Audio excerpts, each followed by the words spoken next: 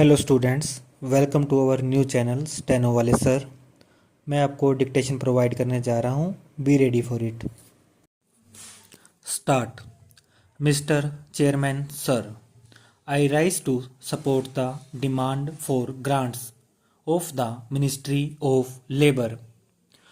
On this occasion, I would like to draw the attention of the government through you to the fact that labor constitutes the power of a nation, but for the last few years, a cruel mockery of labor force has been made in India, a nation that provides labor opportunities and where labor is worshipped becomes prosperous and developed. But I would like to draw the attention of the Honorable Minister to the happenings of the last few years so that the repetition thereof is avoided.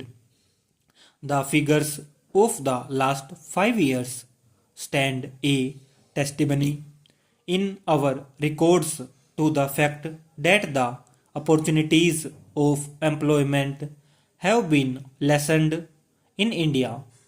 The policies that tended to lessen the opportunities of work have been enforced in this country. 2 crore and 35 lakh educated unemployed youths had registered their names in 1985 in different employment exchanges in India. The figures of mid 89 collected after a gap of 4.5 years reveal the number of such youths as approximately 3 crores and 50 lakhs.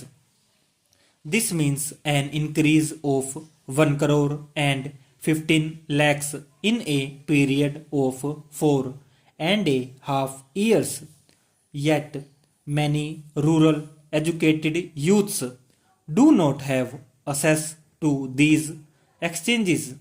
The then government stated that the number of educated unemployed thus would touch 5 crores if the rural folk were also taken into account.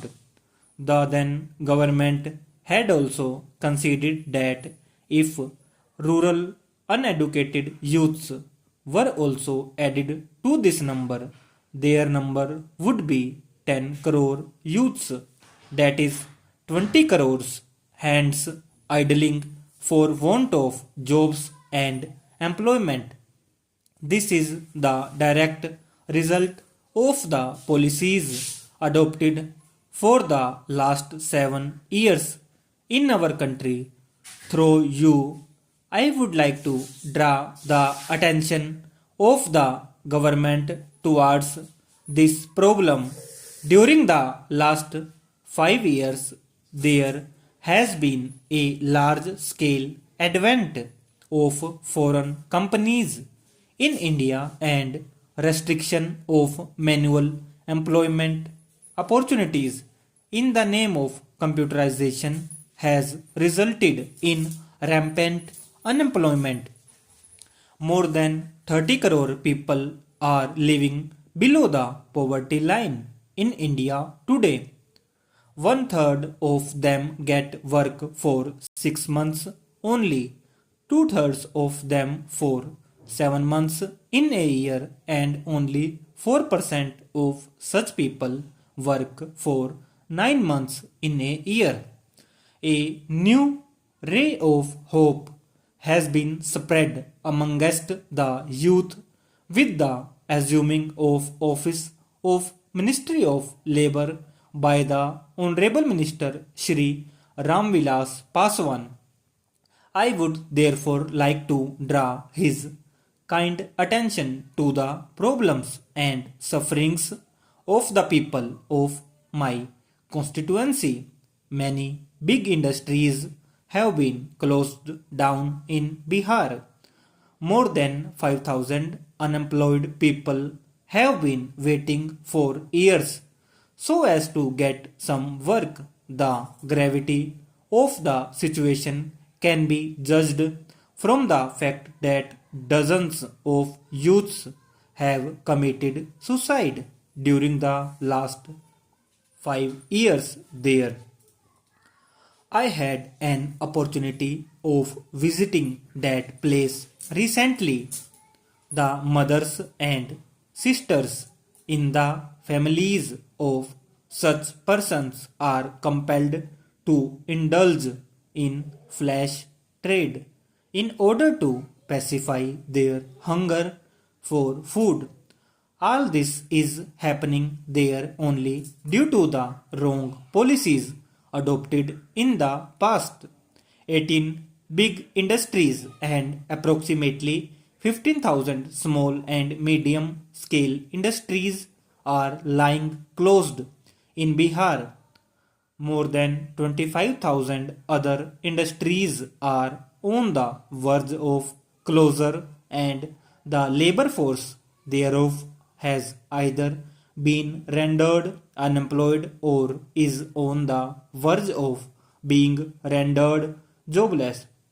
So far as the rural labor force, particularly in Bihar, is concerned, the National Rural Employment Program and Jawahar Rozgar Yojana were implemented, but there is a widespread talk about these programs in the villages of Bihar that earlier the landlords exploited the people in the villages, but another class of landlords is rising in the shape of bureaucracy that consists of overseas block development officers and engineers who are collectively looting the poor laborers now. If there is an earthwork scheme of rupees 1 lakh for which the laborers are to be paid an amount of rupees 172 per laborer, you will be surprised to know that they are actually paid rupees 70 only, and the balance amount of rupees 102 is pocketed by the bureaucrats.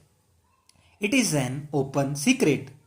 The Honorable Minister will come to know everything about their plight if he visits the villages where the laborers do the earthwork on the roadsides, not in the capacity of a minister but as an ordinary citizen. He will also find for himself as to how the rural laborers are being subjected to rampant exploitation and how does the bureaucracy plunder them of their rightful earnings so as to fill their own coffers.